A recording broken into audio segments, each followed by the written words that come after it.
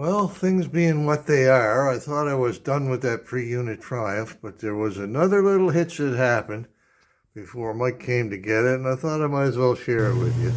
Alright, just when you think you've hit the finish line, something happens. This time it happened to this pretty blue and silver gas tank. So stand by, I'm going to put you on pause and I'll show you what happened when I went to bolt it down. Okay, I had the mounting bolts screwed in to this mounting stud and this one right here, and ta-da! Just before it started to even get tight, clink, this one falls off, and I'm thinking, well, I guess I didn't get it started in the threads, right? So then I pulled this bolt out, and why, lo and behold, there's the friggin' nut stuck onto it. Anyway, it looks like this broke off a long time ago, and it looks like somebody stuck that in there with JB Weld.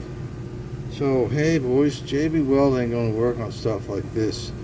So hopefully, I think I can get that welded in there with my little TIG machine without ruining that lovely paint. I wish I could say I was going to wrap this up in an asbestos blanket, but you can't get those anymore. Anyway, I'll wrap the whole tank up in a wet towel so to prevent any spatter from getting on the paint.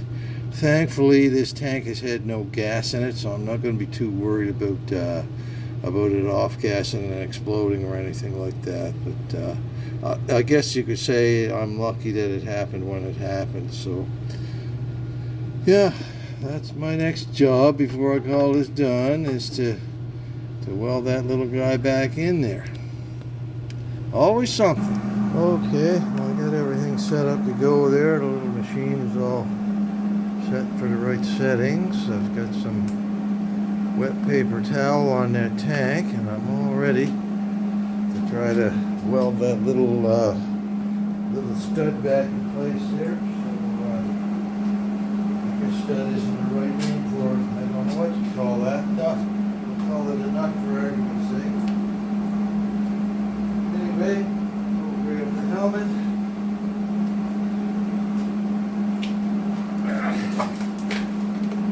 Got my old worn out knees to look at that. Let's put the test to make sure this thing isn't dirty.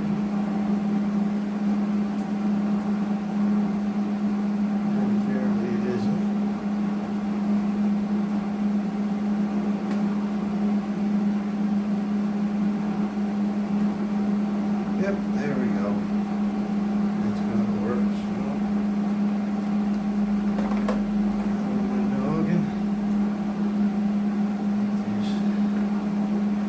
These are lighter welding gloves. They're actually for brazing and that sort of thing. But for doing intensively friggin' careful work like this, I find that they work pretty good. I'm just going to take that rubber washer off of there at one point and running the risk of ruining that. Now, hold that there like that.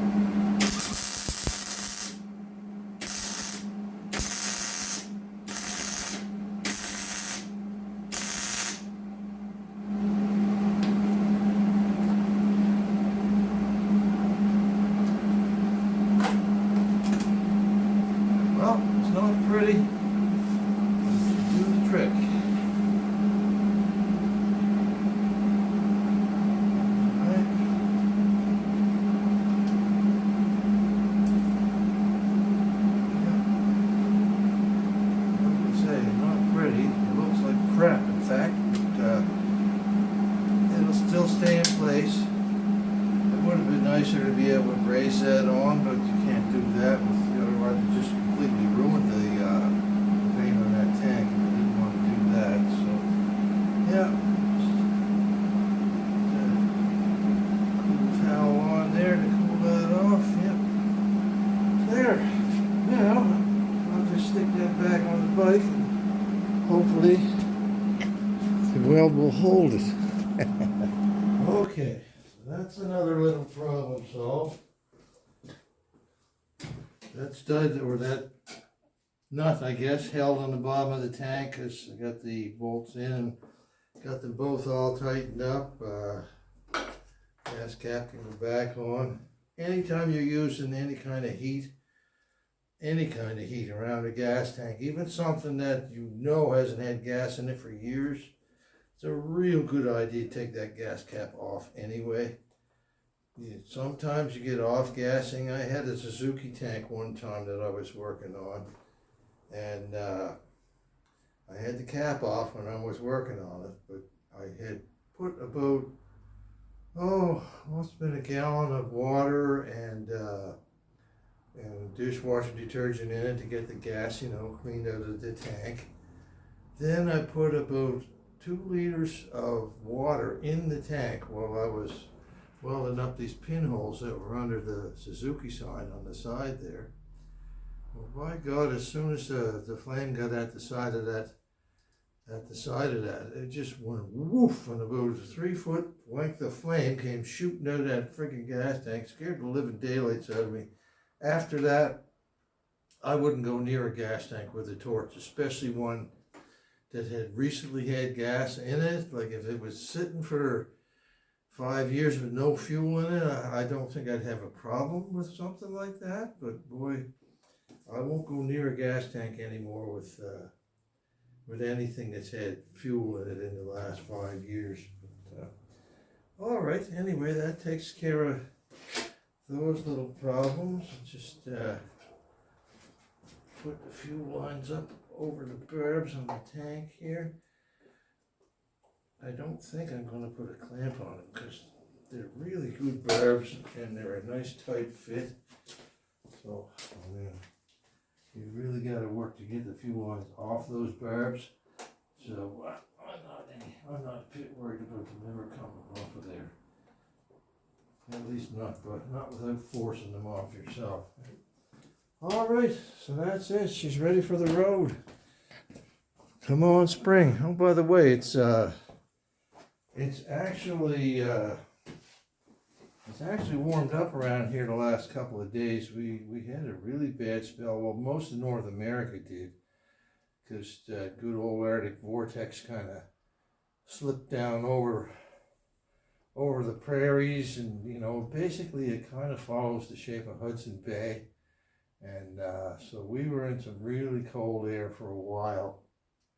And we had a lot of ice and stuff to deal with in the driveway. About the last couple of days, it's been pretty mild. It got up to about 7 degrees today. A lot of the ice that was in the driveway has melted away, and I hope it keeps going that way. I mean, I know it's still February. We got March to deal with. We usually get, at least 3, sometimes 4 good snowstorms in March, but other times we don't. I mean, March is a heartbreaker. You never know what you're going to get. Anyway, that takes care of that. This little series of clips, please hit like and subscribe. It doesn't cost you a penny and only a second to hit those buttons.